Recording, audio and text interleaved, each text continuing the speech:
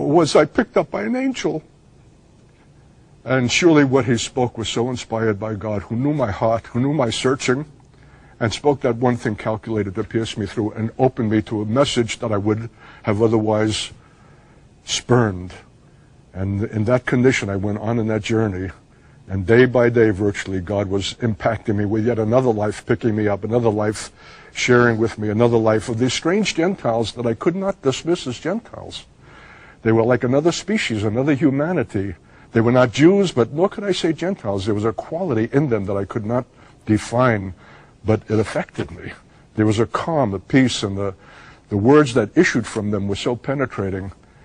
Only a few days later, I met an American girl in that same Switzerland on vacation, having graduated high school. I was twice her age. She was to me the epitome of all that we Jews denigrate as WASP, white Anglo-Saxon Protestant girl, with whom I should have nothing to do. But there was a certain artlessness and naivety, transparency about that girl. And she was willing to walk with me in the woods surrounding this European city. And I'm probing her motives. How is it you're being kind to me? Oh, she said, it's the love of God. How is it you're not afraid of me? I'm a forbearing, angry man. Oh, it's the love of God. Every question I asked, she would answer, it's the love of God. I thought, if this kid mentions God one more time, I'm just afraid I'm going to have to lower the boom, because my hobby was engaging Christians in debate and wiping them out. So what was this little girl to me? Sure enough, she mentioned God. I said, look, you're a sweet girl, but I can't stand this God talk. I'm a man who's dying because of the cliches of this world, whether they're ideological or Christian. So don't give me this God talk. Just answer me one question that no Christian has ever successfully been able to answer. You're talking about God. How do you know that he is? I thought, oh, a long silence, pained, awkward silence. She'll think of something from Sunday school. And I'll get my intellectual steamroller all geared up, and I'll run over her, flatten her, because what is this little snippet for me? But without a moment's hesitation, David, she looked up at me and she said, Art, she said, I know that God lives. He lives in me. And when I heard that, I went down again. I was felled again like an ox clubbed and trying to recover. Like, what hit me? What the power of that statement? It wasn't theological, wasn't even intellectual. What gave that statement its power? I was just brought down by it. And I finally recognized that the power was its truth, and that she had the face to prove it. This little snippet, this white Anglo-Saxon Protestant that I could easily have dismissed, had a quality of life and light in her that made me conscious for the first time that I was in the darkness. I was the university graduate, the teacher, a Marxist institute, well-read, and yet this girl had a light that made me jealous. And that's how God was dealing with me, day by day by day. The significance of this book, David, is this. It's not just the account of a single Jew, but it is a picture of what is yet future for my entire people. For I believe prophetically that we're going to see in a soon coming time Jews uprooted all over the world from their places of security and affluence, like Montreal, like Toronto, like Minneapolis, and all of the places in which we've had uninterrupted relative peace. We're going to find ourselves again haunted and pursued by a spirit of anti-Semitism in which our places of safety will no longer remain such, and we will be uprooted and find ourselves by the side of the road, dependent on those who will pick us up. And in that condition, stripped of everything, as I was 38 years ago, we will be in a position to hear a message that we have too long spurned out of the still small voice of God, spoken by those who have a mercy and a compassion to meet us in our extremity and in our need in these last days. I began talking with Art Katz by saying it was a story that he told on 100 Huntley Street about 25 years ago. And out of some 14,000 stories, I've never forgotten that one. That's why I wanted him to say it again. Let's kind of reverse roles, Art. Someone right now is watching 100 Huntley Street.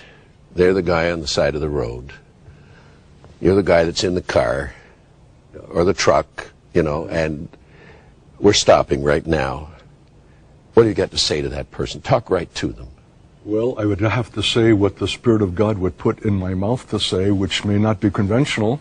I don't know that I would find myself quoting John 3:16 unless the Lord himself gave that text to be spoken, or else it would then itself become a lifeless cliche. I would have to speak the word of life, as I myself was addressed by the God who knew me through the mouth of a man who was attuned to that God and could speak the word inspired by the Spirit. That person has just got up in the car, sitting beside you. Yeah. Or you've gone into lunch like you did there. I would ask him, of course, why it is that he's traveling as he is, and is he seeking after something? And maybe I would relate something of my own journeying and how God, in the course of search, apprehended me, and to indicate that that's the ultimate end of every search. That is a significant search for reality and for meaning. And I don't know, I may offer to pray or whatever word the Lord would quicken. I'm being reminded of myself driving a Volkswagen on the Italian freeway. I forgot what they call it, the Strada.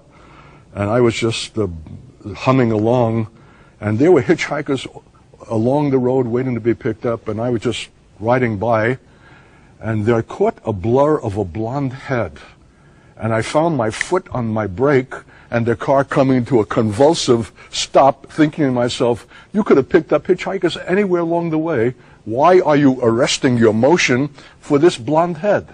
And before I could think further, I'd stopped, and this blonde young man is running up to the car, opens door, and as he came in, whew, a gush of the Holy Spirit came in with him. And off we drove. He was an American Jew, blonde and blue-eyed. There was no way that I could have identified him. It was just being arrested by the Spirit in point of time. And I can't remember, David, what I shared with him, but I think I can say with confidence it was a word from the Lord, and I can only trust that it had the effect upon him that the word of that Swiss man had for me.